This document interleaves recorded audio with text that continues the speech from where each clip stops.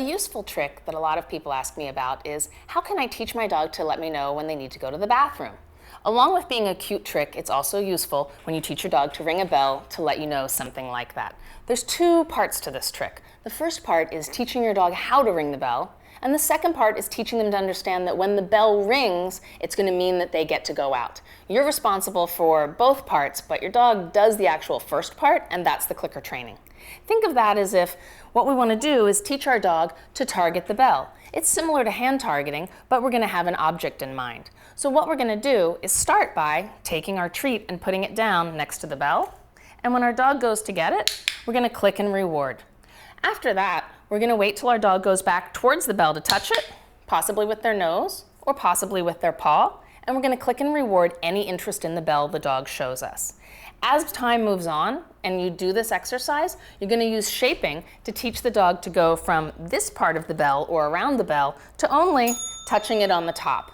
That's a good example of getting them to shape themselves from just any touching to up to here.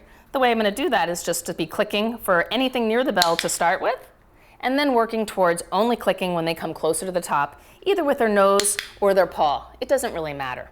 Once I've got my dog understanding how to ring the bell, what I'm going to do is start to place the bell by the front door. This is part 2. To get your dog to understand that the bell means they're going to get to go out, place the bell by the front door. Every time before you go out, simply put your foot on the bell and ring it before you get your dog's leash to put on them to go out. They'll start to know when the bell goes off, oh my gosh, I'm going to get to go out. Between them knowing how to ring the bell and you teaching them that the bell ring means they're going out, they'll start to go up to the bell and ring it on their own. Now, you might create a little bit of a monster if you let them out every single time, especially if you know that they probably shouldn't need to go. So be a little careful about this one.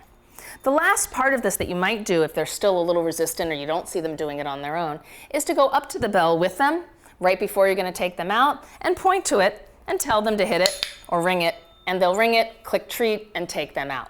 That way they know not only do you ring the bell to make us go out, if I ring the bell, I'll get to go out. It's also a fun trick for any other reason, but it's a great way to get them to let you know, Mommy, I'm full, I need to go out. And it's a great example of shaping as well.